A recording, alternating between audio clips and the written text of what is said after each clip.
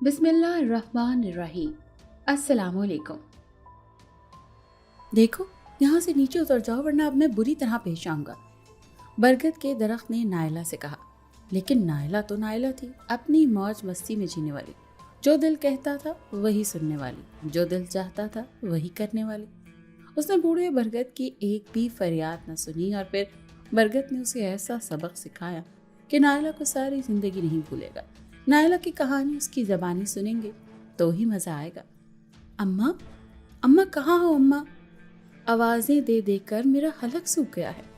मैंने घर में दाखिल होते ही अम्मा अम्मा की करदान शुरू कर दी। अम्मा भी मेरी आवाज़ों से बहुत चिढ़ती थी। उन्हें गुस्सा आता था कि मैं इतनी आवाज़ें क्यों देती हूँ, क्योंकि मैं तब तक आवाज़ें देती रहती थी जब तक अम्मा नज़रों के सामने नहीं आ जाती। अभी भी जैसे ही अम्मा सामने आई तो मैं ब्रेक लग गया और मुझे चुप देखकर अम्मा कहने लगी, हाँ अब बोलो, क्या मसला है? क्यों तब से चिल्लाए जा रही हो? अम्मा ने सामने आते ही पूछा। वो अम्मा, प्यारी अम्मा, मुझे भूख लगी है, कुछ खाने को दे दो ना। मैंने लाड से कहते हुए अम्मा के गले में बाजू डाल दिए। अम्मा ने मसनूई गुस्से से मुझे पीछे किया और कहने लगी, इतनी बड़ी हो गई और अभी तक खुद से खाना भी नहीं खा सकती।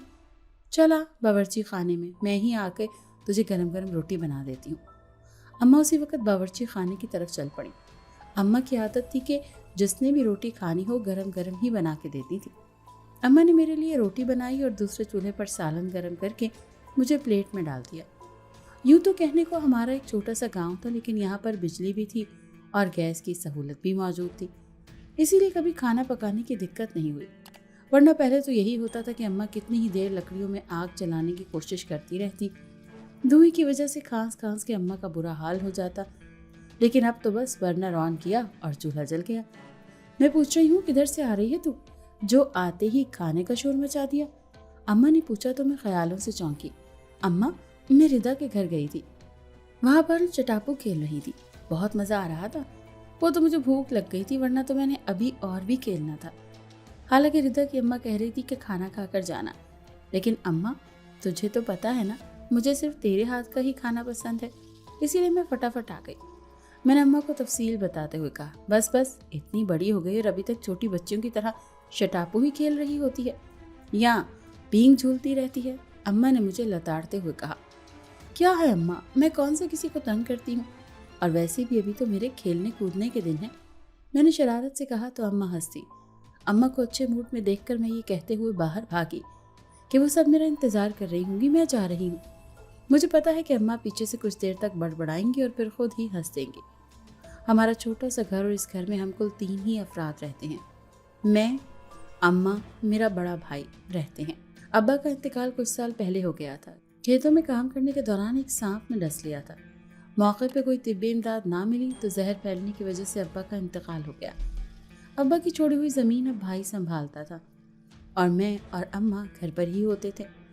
अम्मा तो खैर सारा दिन घर के कामकाज में गुजार देती थी, पता नहीं कहाँ कहाँ से काम निकाल कर करती रहती थी। रही मैं, तो मुझे काम का कोई शौक नहीं था। मैं तो बस खेलना कूदना भागना दौड़ना ही करती रहती थी।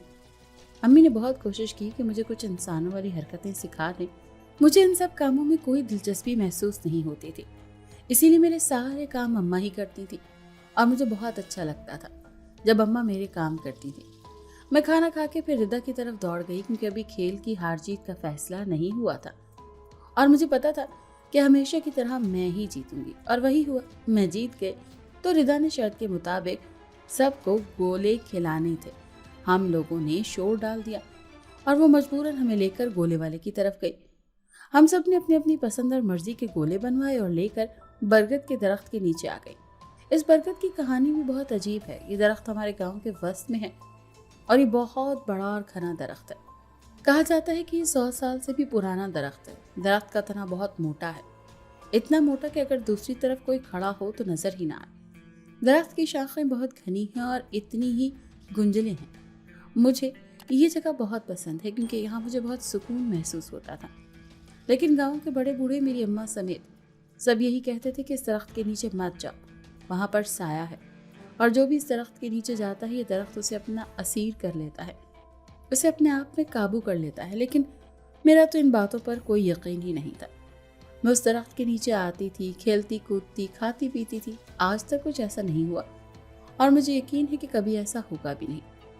आज काफ़ी दिनों के बाद मौसम बहुत अच्छा था, तो मैंने भी अपने ग्रुप को इकट्ठा किया और लेके बरगद वाले ग्राउंड में चली गई।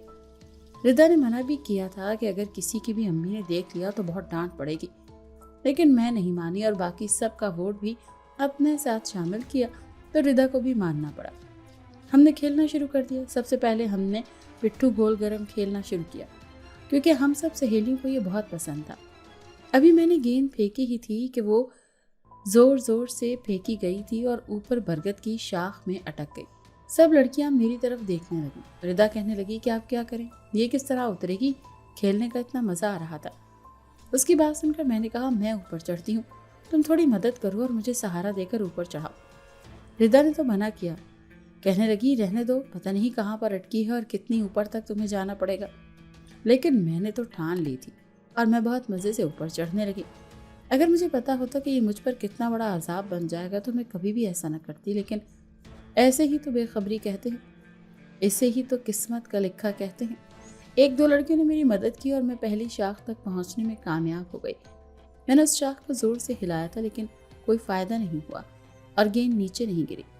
मैं थोड़ा और ऊपर चढ़ गई। बरगद बहुत घना था, मुझे थोड़ा खौफ भी महसूस हुआ, लेकिन मैं फिर भी दिल कड़ा करके चढ़ गई। मैंने काफ़ी इधर उधर हाथ मारे, शाखों को हिलाया, लेकिन गेंद को ना मिलना था और ना ही मिली। नीचे से रिदा ने आवाज़ दी कि क्या करें, अगर गेंद नहीं मिली तो कोई बात नहीं, तुम नीचे आ जाओ। उसकी आवाज़ के जवाब में मैंने कहा कि मैं अभी आती हूँ, थोड़ा इस तरफ देख लूँ। हालांकि मुझे शाखों से खरोंचें भी लग रही थी और किसी किसी खरोंच से खून भी रिस रहा था, लेकिन मैं अपने नाम की एक ही थी। मैंने भी परवाह नहीं की और गेंद ढूंढती रही, लेकिन गेंद को नहीं मिलना था। मैं थोड़ा और ऊपर चढ़ गई कि मुझे एक भारी आवाज़ सुनाई दी, नीचे उतर जाओ। आवाज़ पर चौंक कर मैंने इर्द गिर्द देखा तो मुझे कोई नज़र नहीं आया। मैंने इसे अपना वहम समझा और फिर से गेंद ढूंढने लगी, लेकिन फिर दोबारा से मुझे भारी और गूंजदार आवाज़ आई, नीचे उतर जाओगे। मैं खौफजदा हो गई और थोड़ा घबराकर इधर उधर देखा। जब कुछ नज़र ना आया तो मैं जल्दी जल्दी नीचे उतरने लगी। मुझे रिदा का चेहरा नजर आया, जो परेशानी के साथ ऊपर की तरफ ही देख रही थी। रिदा ने मुझे आते देखा तो जैसे सुकून भरा सांस खारिज किया। मैं नीचे उतर आई और अपने कपड़े और बाल वगैरह झाड़ने लगी। बालों में छोटे छोटे पत्ते अटक गए थे, बाजुओं पर खराशें थी। रिदा ने जो मेरा ये हाल देखा तो मुझे डांटने लगी, कहने लगी कि मैंने मना किया था ना कि ऊपर ना चढ़ो, लेकिन तुम बाज नहीं आई। अब देख लो क्या हाल हुआ है तुम्हारा। और गेंद फिर भी नहीं मिली। वो मुझे डांटती जा रही थी और साथ साथ बालों